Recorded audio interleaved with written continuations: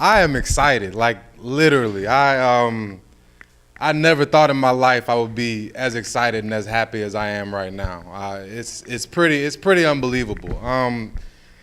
I remember when I was doing those, going from Germany to U.S. and doing all that stuff, and it was fun. Energy efficiency, it means a lot, right? But I would go into chicken, factories, right? And they'd be cutting heads off of chickens as they're rolling around, and they're like, okay, we got to study this process, and then we got to go back to the room tonight, and we got to work on it, and we got to figure out how we're going to tell them, right? So I'm like, that sounds like a lot of fun. You know what I mean? I'm going to go back to my hotel room right now, and I'm going to study a chicken head cutting factory and how to figure out how they can cut less chicken heads off for less money and less energy, costs, right? That was going to be the most fun thing of my day.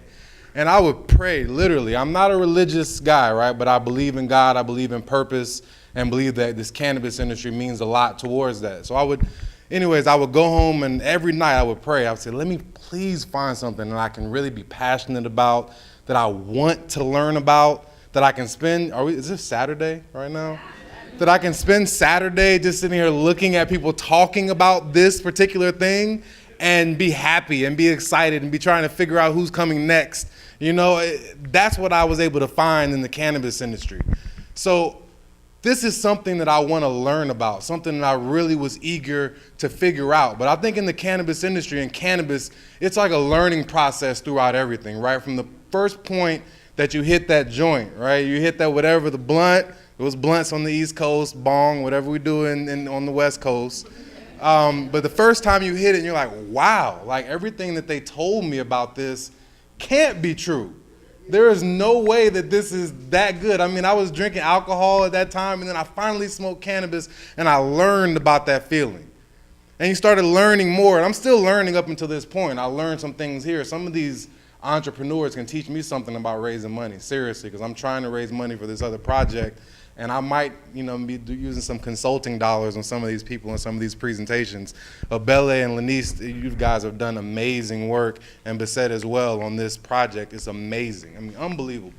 And I'm really honored and lucky to be here. So I started learning about cannabis from that first joint pull, right? And learning how amazing it was, and then just the feeling that you learn about, right? The feel. You don't know about all the other things that are out there in this world that we're still learning about. So I started learning about that. Then immediately right after, I started learning about the negative things about cannabis, really. I didn't think that there could be anything negative after that first joint pull, and went home and woke up and everything was great and did my work and did my chores and all that type of stuff. So I didn't think there was anything negative, but what I realized that was negative was a lot. I realized that my dad, as I started getting older, was in prison for 7 years due to cannabis distribution.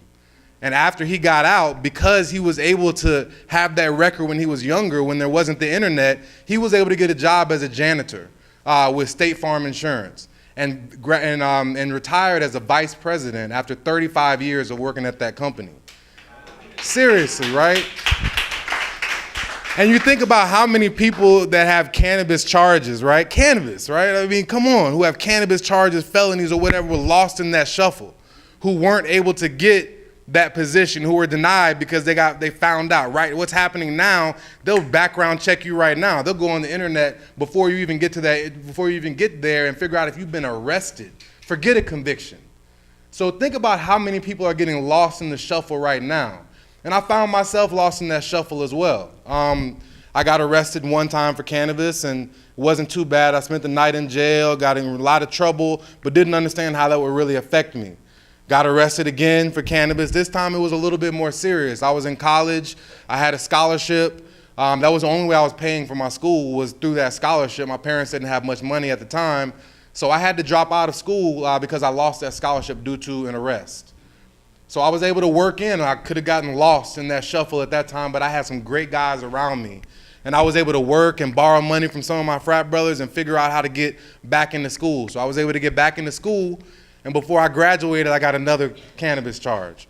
But during that time, I was able to slide my way into General Electric, which is a top engineering company really in the country, really in the world in a lot of ways.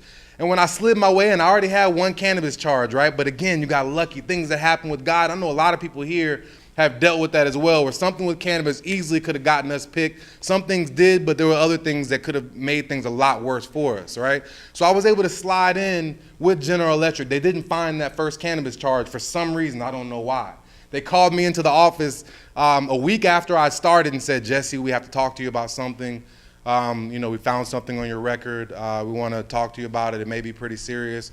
I'm like, damn, it's over. It's my first internship, amazing company. I moved to Atlanta, now I got to go back to Tallahassee, and it's done. I dealt with that before with cannabis charges, so I was getting ready for it. And what they said in that room was, Jesse, you have a traffic citation that we found, and we wanted to figure out what this was all about. And man, I walked out of that room like, oh my God, like that was my life. And what I knew was that was my life, is because I was able to get on with General Electric for those 3 years. Afterwards, I still had those cannabis charges and they bumped up. So I learned more about the repercussions of what cannabis can do to people's lives and that negative criminal justice system. I applied for General Electric in their leadership development program, the best program that was out there. So few people got into this every year, right? I got accepted. I did all the interviews, everything was great. I'm like, okay, now I'm off to my great career. Didn't love it, but engineering, right? As a black male, I got an engineering job. It was amazing to me. My parents were happy. Everyone was really excited. And they said, so there was a number of different facilities in General Electric. They said that, we want to send you to Greenville, South Carolina, where they produce wind turbines.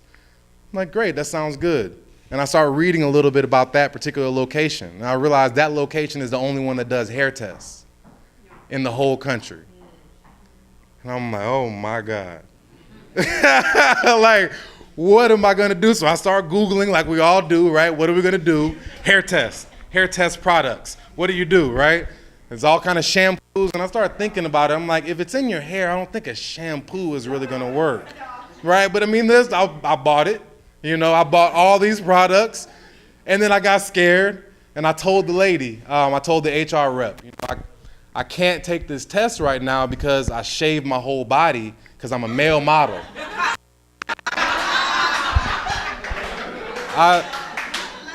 This is the first time I realized how crazy that really was, but I was like, it's genius, it's perfect.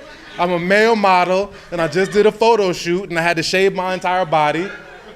And she's like, okay, Jesse. And at that time, I stopped smoking for a month. So I'm like, okay, if I can get a little bit of time, maybe right at that edge. The edge was like 2 to 3 months, I think is what they said is like that. That's it. So he said, we'll give you another month. So I'm like, oh shit, that's great. I got this month, and then that month, and then I'll schedule the test maybe a week after that. So I got all this extra time, right? So I shave my hair, let it grow back in, and I go there to that hair test rep, and I'm confident, and they pull that hair. And I go home and I'm reading up about GE and this new position. I'm gonna build wind turbines and all this. And they call me. And if they call you, usually that's a bad thing, right? If they just send you the paperwork, you're good, right? But they call me, said, we just want to put you on the line with your, with the head of the department, the guy who really gave me the offer. So there are 2 of them on the line. And anybody who's been in trouble at work, knowing they bring in 2 people on the line, they got to have somebody who heard what's going on so that they could file the report and everything's smooth. So that was it. I actually didn't even answer at that point. She said that she was going to call me. She had a voicemail and said that I want to talk to you. I have him with me. We just want to talk to you. So I already knew. I didn't call him. I knew what was happening. I sat in my room for like a week. Didn't leave. This was about a year before I was going to graduate. So I'm like, I thought I was in a great position. Now I'm back to square one. Where I got turned down from what I thought was the most amazing opportunity. My dream position just turned me down because of cannabis. So you start thinking about that. I'm like, damn it, all of these fucking things that happen for cannabis and criminal justice and me just trying to get a job, me just trying to go to school, I was just smoking. And honestly, when it started, the reason I gathered that affinity really with smoking that often was because I was a horrible math student when I was young, when I was in high school.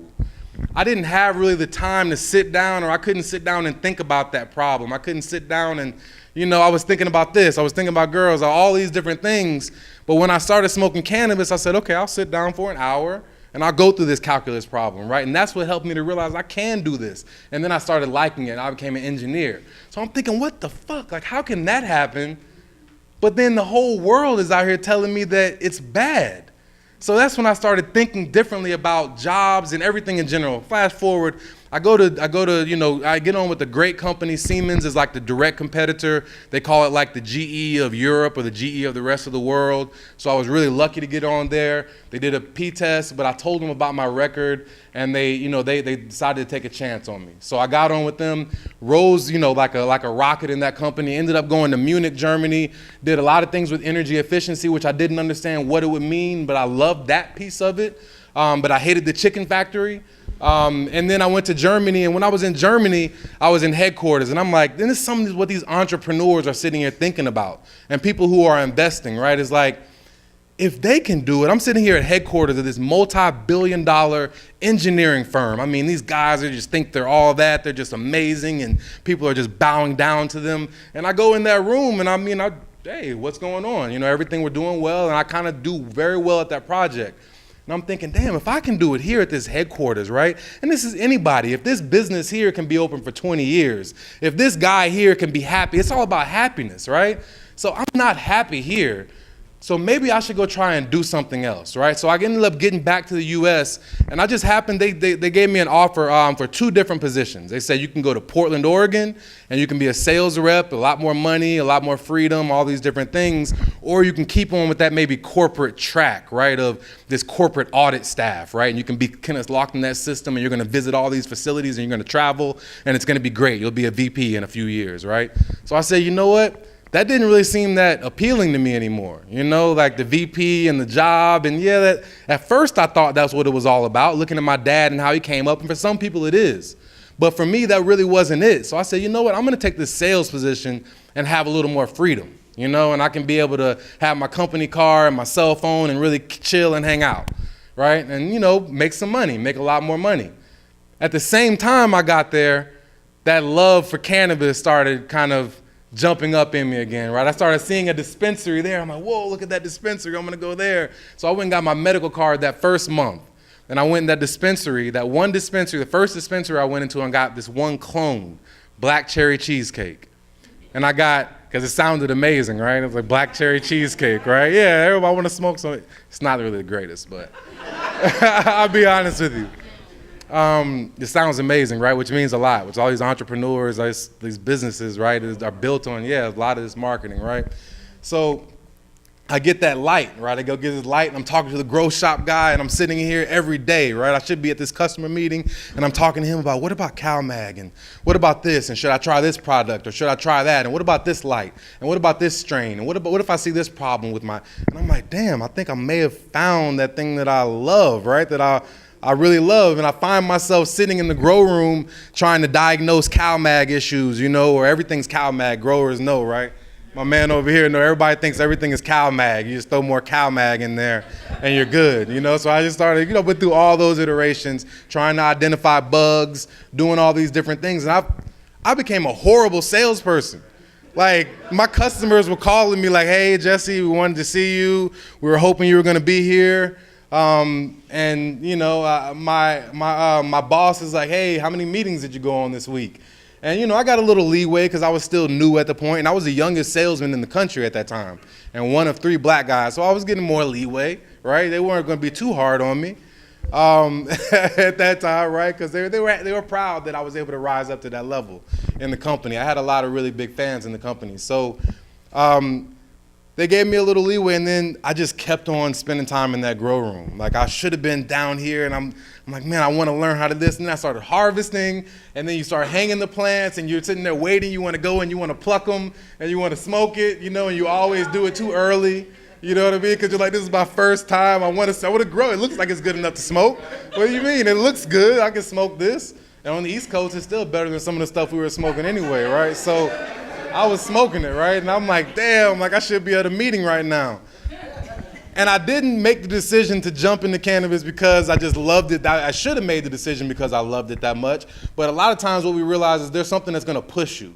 There's outside. Also, at the same time, I was reading The Alchemist, right? And if anybody of these entrepreneurs, anybody who's trying to figure out what to do has not read The Alchemist yet, you need to go home right now and pick it up and read it. It's a very quick read. You'll get through it in a minute.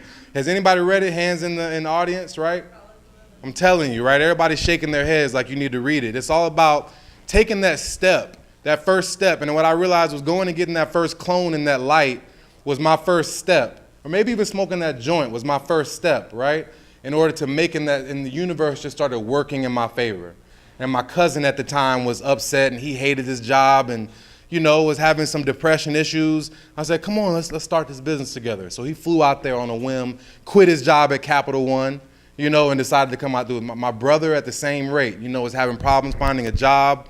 And he's like, man, I sure would like to do that. Is what we always talked about when we were in Florida. And my shirt right here says, imagine smoking weed. And you want to read it for him, Panacea? Tell him what it says. Imagine smoking weed in the streets without cops harassing, right? That's what we were listening to then. And it was like, yeah, right. If I ruled the world, you know what I mean? Then that's what the song is, if I ruled the world, right? Like, yeah, that's what would happen if I ruled the world. We didn't really know what was happening on the West Coast, really. You know, but this is the time you guys are still making moves.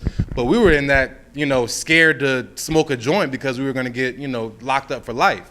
So my brother comes out, and then I started learning. And before that, I was growing for an elderly patient. I started learning more about the medicinal benefits. I always kind of, and I think in our community in general, communities of color, we don't really believe in cannabis the way that we should because of our experience with it, because of people being arrested, because of all these different things that have happened. We don't believe in it the way that we could. We're more skeptical than a lot of people are out there. The biggest Republican, you know, legislative hall, I've seen community centers that are way more skeptical about it, right? So I was still a little skeptical. I'm like, yeah, I got glaucoma. Yeah, I got pain, right? Whatever. And then I started growing for them, and they started having success with cancer rates dropping some. And I wasn't sure, you know, whatever. Then they started having success with just happiness in general, of being able to go to sleep at night, you know, of being able to not have this knee pain. And then I started learning about the real potential of cannabis. Like, whoa, this is real. This isn't just people just smoking, trying to get, like, this is some real shit. Like endocannabinoid system, I started learning about that. I'm like, what the hell is this? The stuff they've been hiding from us that really links, it all makes sense. And then my brother came out there, and my cousin came out there, and we're out there building our tables, you know? And we're building our irrigation system, and we're trying to figure this out, right? And we're, you know, I still got cuts in, because we're not carpenters at all, you know what I mean? I still got all kinds of, we're cussing at each other, like, what the hell did you do with this wood? What the hell? It was an experience, right? But I started learning about the opportunity, right, of my family, and I started getting my first investors were all black investors. That my father, he was with that company for 35 years, made some great friends. And all his people were retiring at the same time. And that's another way to think about how do you raise that 50,000, that 25,000. There are family members and people who have been working that have 10, easy, that they can make believe. If you can show them what you showed me here and other people, that passion, I would put, if I had it, I wish I had some 401k still, it's gone. But if I had a little money, I'm like, damn, I wish I could put 10 on that, 10 on that. There are a lot of people, so stay encouraged. I didn't think I could raise $10,000. I quit my job when I had $20,000. And I'm like, I'm gonna start a dispensary. And that didn't, that wasn't a smart move, right? And then I realized, like, oh shit, I quit my job. I was making like a lot of money.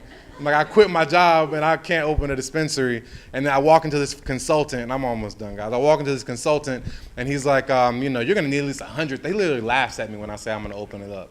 Laughs at me, and I'm like, oh shit, like my feelings were hurt. You know, I was on this mission, right?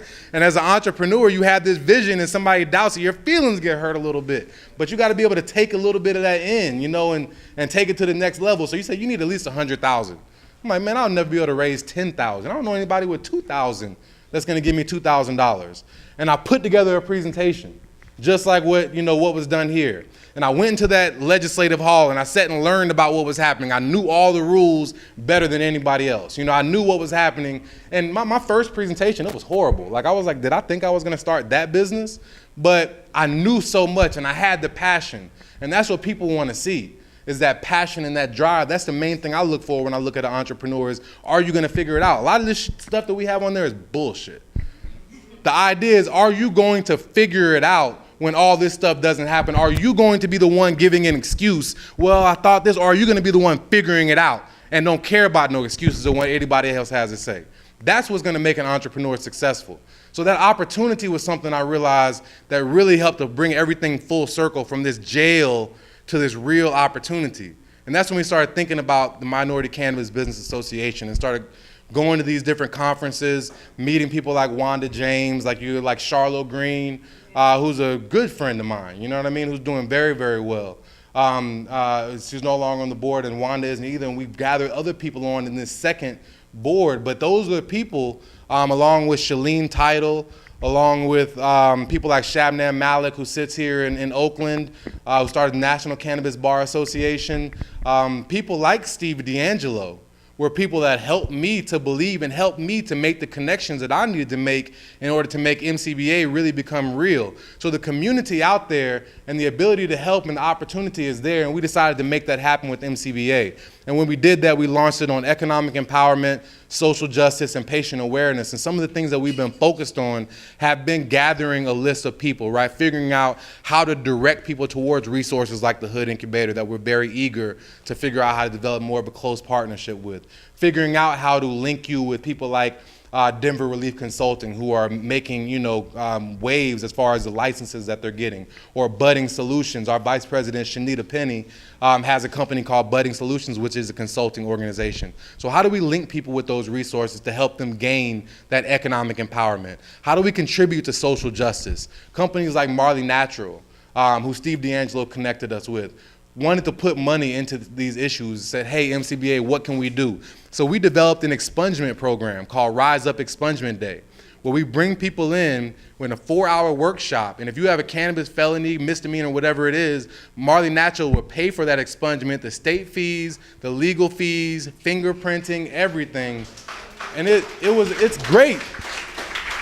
And man, when I saw what that did, I knew the issues in my life that it caused, but I was able to slide through in some of those, as I mentioned, right, luckily.